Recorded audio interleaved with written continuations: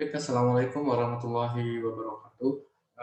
Dalam video kali ini adalah video pertama untuk mata kuliah Statistika Penelitian Pendidikan, di mana pada kali ini kita akan membahas tentang skala data dan skala pengukuran. Nah, di mana ini menjadi hal yang sangat penting untuk diketahui nanti ketika dalam proses pembelajaran statistika ke depannya. Oke, saya langsung saja, di mana ini sudah dibahas kemarin di dalam di dalam pertemuan pertama yang kita lakukan secara live session, di mana penelitian ini merupakan cara ilmiah untuk mendapatkan data yang valid. Nah, sebenarnya ini salah satu fungsi dari atau salah satu yang bisa dilakukan dalam proses penelitian, di mana penelitian itu sebenarnya ada banyak hal yang memang dilakukan, yaitu mulai dari pengumpulan data, mulai dari analisis data, mulai dan seterusnya sampai penarikan sebuah kesimpulan. Nah, di sini secara dari macam-macam datanya itu dibagi dua, di mana yang pertama yaitu data yang sifatnya kualitatif dan data kuantitatif. Nah, data kualitatif ini biasanya nanti tentunya akan digunakan pada penelitian-penelitian yang sifatnya juga kualitatif. Nah, cuma memang ada beberapa hal kualitatif sifatnya yang bisa kita ubah dalam bentuk yang kuantitatif atau berbentuknya data, angka, dan numerik. Nah, kalau yang data kualitatif ini biasanya memang dalam bentuk kata, dalam bentuk kalimat, dan dalam bentuk pernyataan-pernyataan. Tetapi memang tidak menutup kemungkinan bahwa yang sifatnya kualitatif ini kita bisa rubah ke dalam bentuk kuantitatif. Oke, yang pertama yaitu data. Data adalah suatu bahan mentah yang perlu diolah sehingga menghasilkan informasi atau keterangan, baik yang sifatnya kualitatif maupun kuantitatif yang menunjukkan fakta. Nah, ini adalah salah satu definisi atau definisi dari data itu sendiri, yang mana nanti kita sudah tidak asing sebenarnya dengan kata data ini, di mana ketika misalkan Anda melihat data hasil nilai IPK kalian, itu juga salah satu data. Ketika misalkan melihat hasil dari pemilihan umum, itu juga salah satu data. Dan banyak lagi sekali, misalkan kalau kita sering nonton televisi, ada data-data tentang tentang tingkat kecelakaan, misalkan itu juga termasuk data atau informasi yang tentunya diharapkan dari data ini bisa menunjukkan hal-hal yang sifatnya fakta. Jadi jangan mengungkapkan data-data yang sifatnya fiktif. Nah, dalam fakta yang di lapangan yang kita temukan, kita sering melihat ada data-data yang memang fiktif atau tidak jelas sumber informasinya atau tidak bisa dipertanggungjawabkan. Nah, jadi seolah-olah melanggar dari atau menyalahi apa yang dinyatakan sebagai data itu sendiri, yaitu menunjukkan hal-hal yang sifatnya fakta. Oke, dari jenis data itu tadi sudah diungkap di sebelumnya, yaitu jenis data itu yang pertama jenis data kualitatif, yaitu data yang berhubungan dengan kategorisasi, karakteristik, termasuk misalkan perwujudan, pernyataan, atau berupa kata-kata. Contoh misalkan di sini ada wanita itu cantik, terus pria itu tampan, ini sebuah pernyataan. Nah, pernyataan juga bisa dinyatakan sebagai data. Makanya dalam data-data kualitatif ini, misalkan ini bisa didapatkan dari wawancara atau survei dan seterusnya. Nah, tadi saya sudah menyampaikan bahwa sesuatu yang sifatnya kualitatif ini bisa kita rubah dalam bentuk angka-angka yang itu yaitu dalam bentuk kuantitatif. Nah, cuma nanti akan dibahas dalam penjelasan-penjelasan berikutnya. Mungkin sebagai sampel, ketika kita menentukan cantik dan tidaknya, kita bisa membuat range, yaitu antara 1 sampai 5. Misalkan 1 tidak cantik, 2-nya kurang cantik, 3-nya biasa saja, 4-nya cantik, dan 5-nya sangat cantik. Nah, hal-hal yang seperti itu juga bisa kita rubah dalam bentuk angka. Atau bisa dalam bentuk kategori, hanya merupakan kategori saja, misalkan pria itu 1, perempuan itu 2. Jadi 1 dan 2 ini tidak menunjukkan mana yang lebih baik, itu hanya sebagai kategori saja. Nah, sedangkan data kuantitatif di sini adalah data-data yang berwujudan berbentuk angka. Misalkan IPK 3,59, terus misalkan nilai Anda 75, itu juga data-data kuantitatif. Oke, ini adalah tadi sudah disinggung di awal, di mana data ini ada beberapa kategori, yaitu beberapa pembagian, yaitu yang pertama tadi yang sifatnya kategorikal, yaitu kualitatif, sedangkan yang kedua yang sifatnya numerikal atau angka-angka, yaitu kuantitatif. Nah, angka-angka di sini nanti akan dibagi menjadi discrete dan continuous. Nah, ini akan kita bahas di slide berikutnya.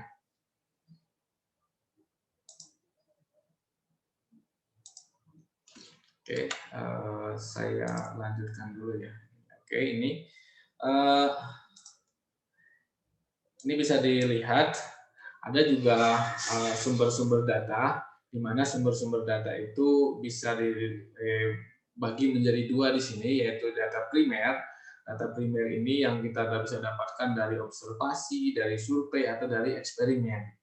Nah, observasi ini misalkan Anda melakukan observasi di lapangan, misalkan menghitung, bisa saja dilakukan di masyarakat, melakukan observasi ini sudah tidak asing lagi. Ini salah satu cara bagaimana kita atau sumber-sumber data kita. Ini juga ada survei, misalkan ketika dalam pemilihan presiden sebelum ini ada elektabilitas, misalkan yang sering kita dengar, yaitu itu juga dilakukan melalui survei. Nah, sedangkan dari sisi pendidikan sendiri itu observasi ini misalkan Anda akan melakukan penelitian di satu kelas tertentu. Nah, Anda akan melakukan observasi di kelas tersebut. Gimanakah keadaan kelas tersebut? Anda bisa memetakan ada bagaimana nilai rata-rata kelas itu. Jadi supaya nanti perlakuan kita saat melakukan eksperimen ini kita sudah bisa menyusun dari hasil observasi kita. Nah, lalu kemudian kita akan melakukan survei. Nah, survei ini biasanya dari survei ini kita akan membuat sebuah instrumen dulu. Instrumen dulu, misalkan kita akan menanyakan tentang sesuatu kepada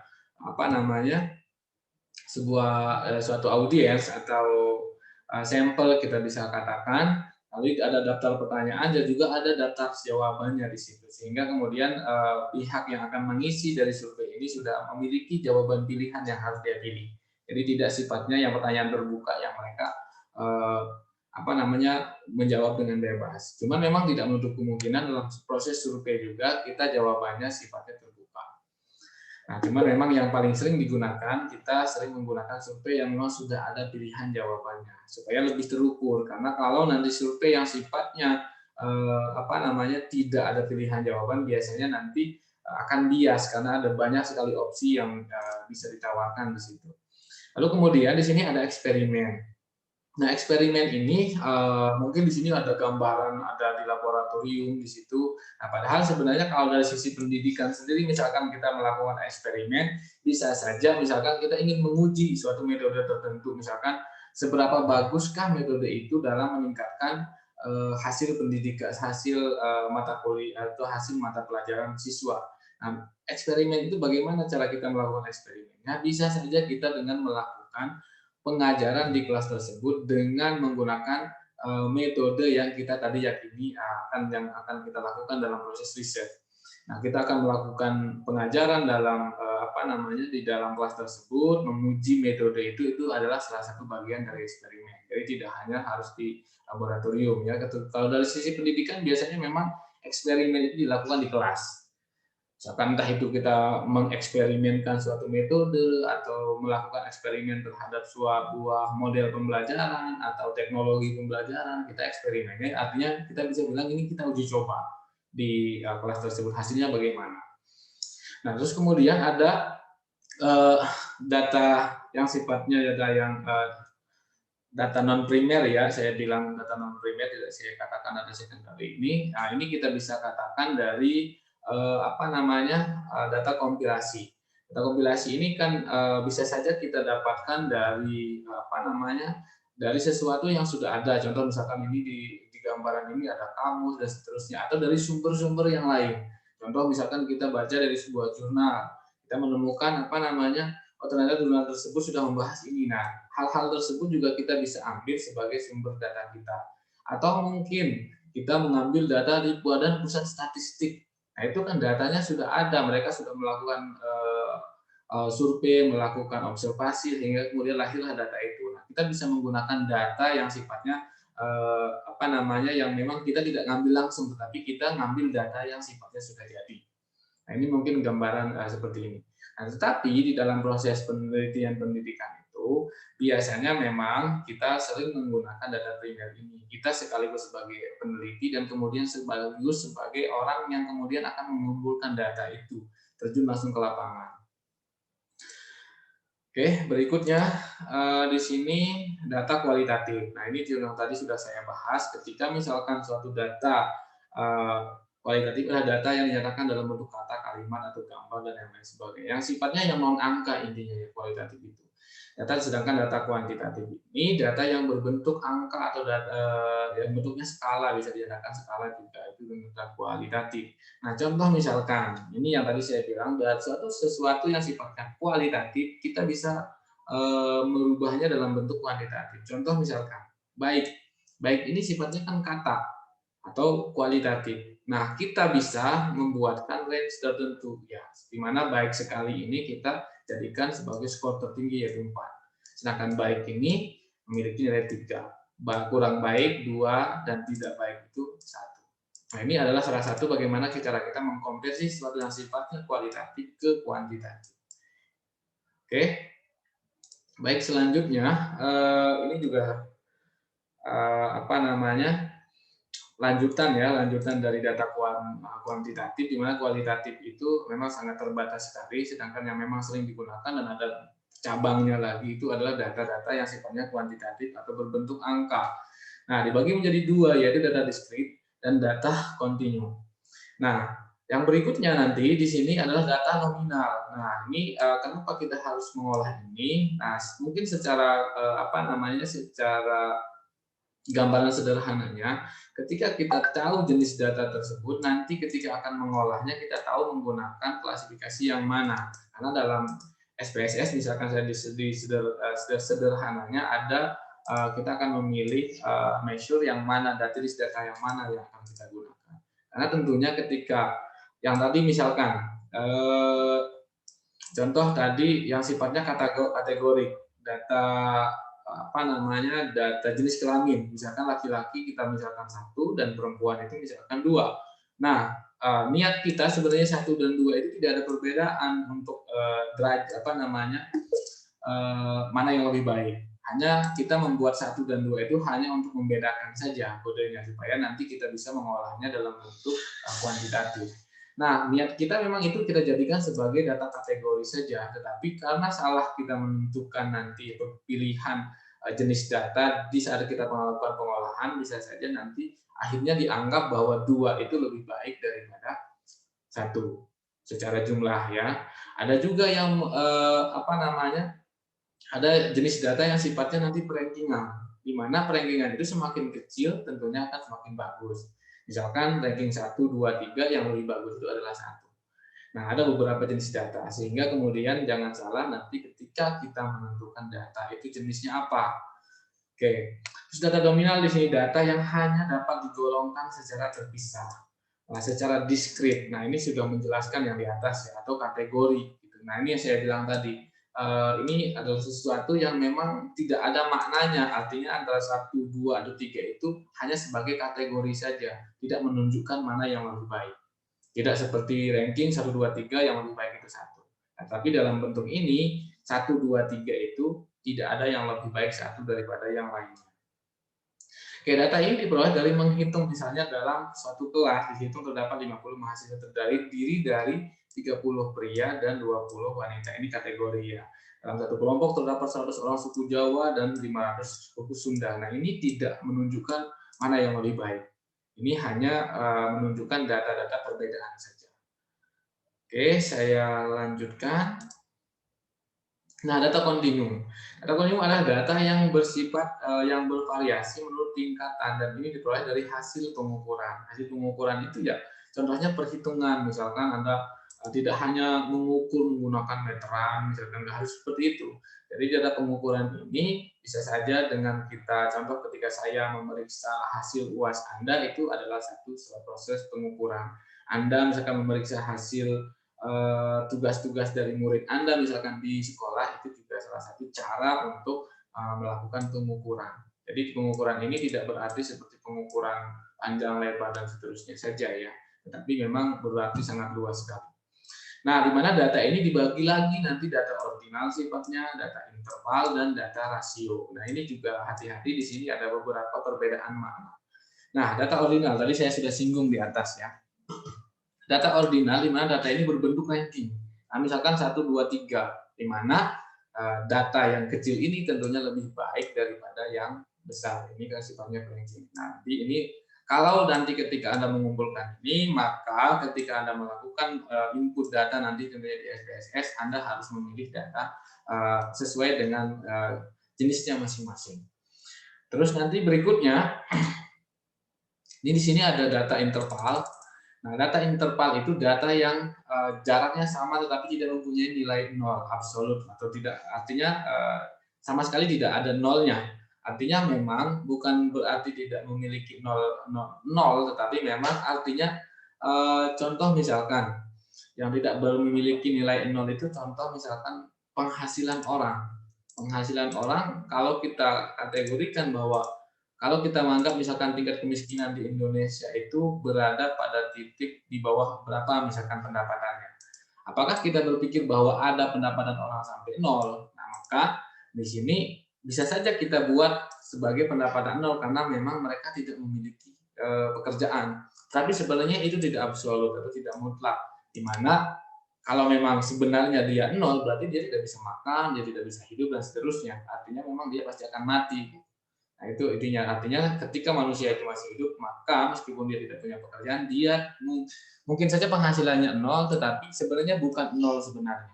Artinya pasti dia akan dapat penghasilan dari sisi yang lainnya. Mungkin dia tidak bekerja lah, atau dikasih sama orang, dan seterusnya. Di sini ada dicontohkan, ada skala termometer, walaupun ada nilai 0 Celcius, tetapi tetap ada nilainya. Artinya memang nilai 0 itu bukan berarti kosong sama sekali. Ya, mungkin nanti kita bisa memberikan sampel yang lebih luas ya. Data-data yang diperoleh dari pengukuran dengan instrumen sikap. Nah, itu yang tadi saya bilang, instrumen sikap ini kan sifatnya kualitatif ya, yang kita rubah ke dalam bentuk kuantitatif. Nah, ini dengan skala Likert. Ini skala Likert ini contoh misalkan ketika pernah Anda membuat survei, misalkan Anda mengisi survei bahwa seperti tadi yang sudah saya bahas di atas, mungkin saya singgung dulu sedikit. Nah, ini baik sekali 4 kurang baik atau baik itu 3, ini adalah salah satu bentuk dari skala Likert itu sendiri. Nanti ada banyak jenis skala-skala ya yang akan mungkin disinggung ke depannya.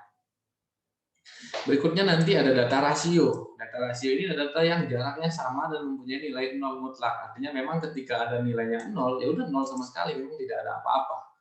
Nah, contoh misalkan data tentang berat, panjang, dan volume. Nah, berat 0 kg berarti memang tidak ada bobot sama sekali. Berarti memang barangnya tidak ada. Terus panjangnya 0 meter, berarti memang tidak ada sama sekali. Terus berarti tidak ada panjangnya, artinya memang si barang itu tidak ada. Nah, memang panjangnya tidak bisa diukur dan seterusnya. Data ini dapat dirubah ke dalam bentuk interval dan ordinal. Nah, ini kan tadi sudah dibahas di atas, cuman memang istilah-istilah ini tidak serumit yang mungkin dibayangkan di sini. Ini hanya gambaran besarnya. Ketika kita nanti kita praktik, tentunya dalam proses pengolahan data, kita hanya menggunakan sampel-sampel data yang memang sering kita gunakan. Oke, di sini ada penjelasan lanjutannya, di mana data ini juga dapat dijumlahkan atau dibuat perkalian secara aljabar. Misalkan 2 meter kali ditambah 3 meter. Nah, ini artinya ya bisa dijumlahkan, bisa dibagi, bisa bisa dikali dan seterusnya. Ini ada banyak sekali contoh. Ini juga tidak dilihat di sini ada nilai mahasiswa, ada nilai mahasiswa itu tidak terbatas ya, bisa saja dan tak hingga dari 1 sampai 100. Nah, cuman memang kita sering menggunakan dari batasan dari 1 sampai 100. Ini saya rasa sudah cukup jelas ya. Berikutnya supaya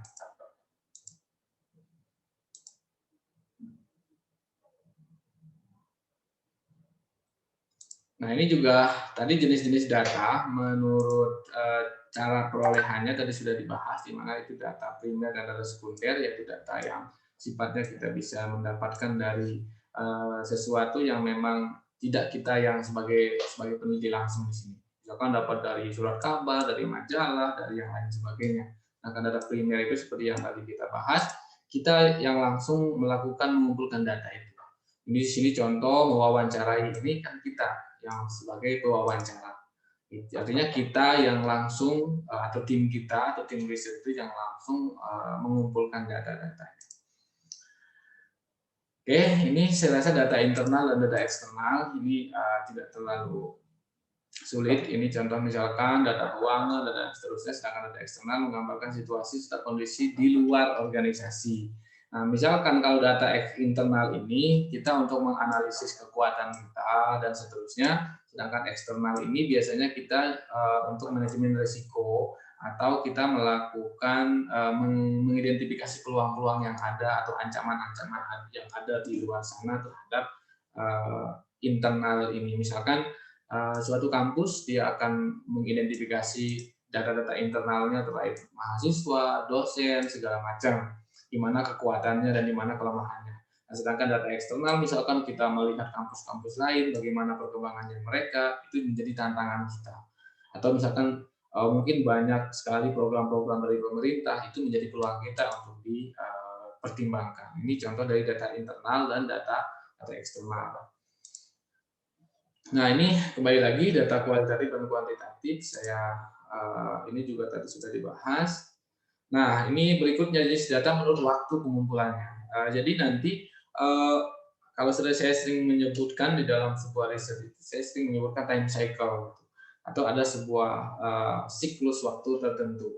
Atau kalau ini yang sifatnya berkala. Nah, nanti dalam pengumpulan data juga dalam riset-riset yang lain Anda juga bisa menganalisis waktu, menganalisis data di mana kita akan mengelompokkan dalam waktu-waktu tertentu. Atau kita bisa memprediksi misalkan keadaan sesuatu itu dari cycle waktunya. Misalkan di bulan Januari biasanya seperti ini. Nah, itu kalau salah satu penggunaan dari time series ini ya. Yang pertama mungkin data cross section. Di mana data cross section ini adalah data yang menunjukkan titik waktu tertentu. Contoh laporan keuangan per 31 Desember 2006. Data pelanggan, yaitu misalkan ini PT tertentu pada bulan Mei dan seterusnya. Ini hanya menunjuk pada satu titik waktu tertentu. Sedangkan time series ini atau berkala ini punya periodik. Itu yang sifatnya memang periodik ketika kita mengumpulkan data misalkan per triwulan, per bulan, per tahun, per hari, per semester dan seterusnya. Nah, ini secara definisinya itu data yang datanya menggambarkan suatu dari titik waktu ke waktu secara historik, yaitu ada periodiknya ya, ada periode tertentunya yang terus saja kemudian kita analisis. Jadi kalau untuk menganalisis time series ini, semakin banyak waktu yang kita analisis, misalkan kita menganalisis sesuatu bulanan, nah, semakin banyak bulan yang akan kita analisis, maka semakin besar pula peluang benar dari riset kita. Nah, semakin sedikit. Makanya saya ketika dalam riset tertentu diarahkan setiap peneliti itu supaya mengumpulkan data sebanyak-banyaknya. Kenapa? Karena semakin banyak data, maka semakin kuat hasil risetnya. Kurang lebih seperti itu ya. Nah, contoh misalkan ini perkembangan nilai dolar sejak 2004 sampai 2006. Nah, ini jangan per tahun, karena kalau per tahun itu pasti akan sedikit menghasilkan bias dalam hasil penelitiannya. Tetapi meskipun di sini dari 2004 sampai 2006, kita bisa men-split lagi ke dalam bentuk bulanan. Itu mulai bulanan 2004 saja ada 12 bulan, 2005 12 bulan, 2006 12 bulan. Atau kalau masih dirasa sedikit bisa diubah lagi ke dalam bentuk periode mingguan. Oke, itu saja. Berikutnya di sini yang tadi sudah kita bahas juga. Ada beberapa pengulangan ya di sini. Ini yang tadi yang sudah dibahas, nominal, ordinal, rasio, dan seterusnya.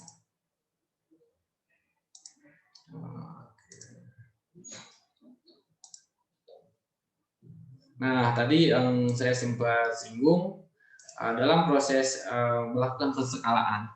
Nah, di mana skala interval ini, saya akan membahas secara lebih rinci sedikit tentang skala interval, yaitu merupakan skala pengumpulan yang banyak digunakan untuk mengukur fenomena, gejala sosial, di mana pihak responden diminta melakukan ranking, di mana ranking ini kita yang sudah tentukan tadi, misalkan yang baik itu berapa, skornya yang kurang baik itu berapa. Nah, di sini ada beberapa cara untuk menentukan penentuan dari skala itu. Nah, cuman yang memang paling sering digunakan dan tentunya saya juga yang sering digunakan adalah skala Likert.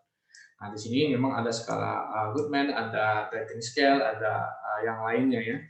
Nah, skala Likert ini untuk mengukur sikap. Nah, memang ini yang sifatnya memang sikap. Contoh misalkan atau pendapat persepsi seseorang terhadap sesuatu atau terhadap fenomena dan seterusnya. Contoh misalkan tadi yang saya bahas, misalkan bagaimanakah pendapat Anda tentang penggunaan metode pembelajaran ini?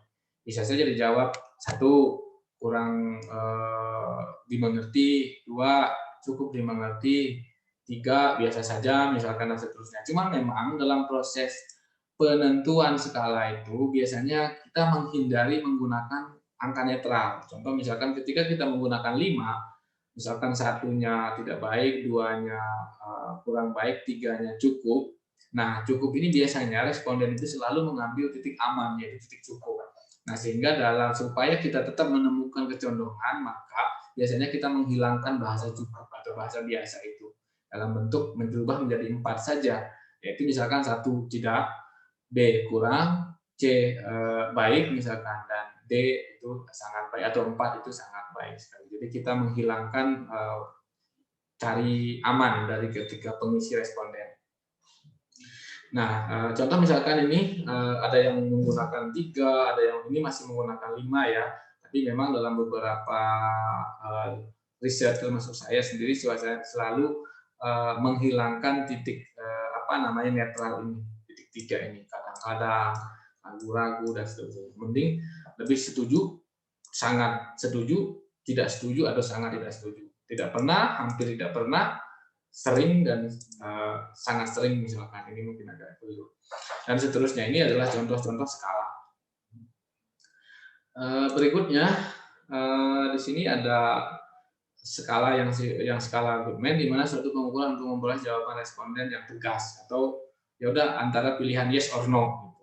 Nah, ini ya tidak pernah, positif, negatif, setuju, tidak setuju. Nah, ini juga justru ini lebih lebih strike lebih jelas hasilnya daripada yang skala yang Likert yang tadi, ada banyak opsi pilihan sekali.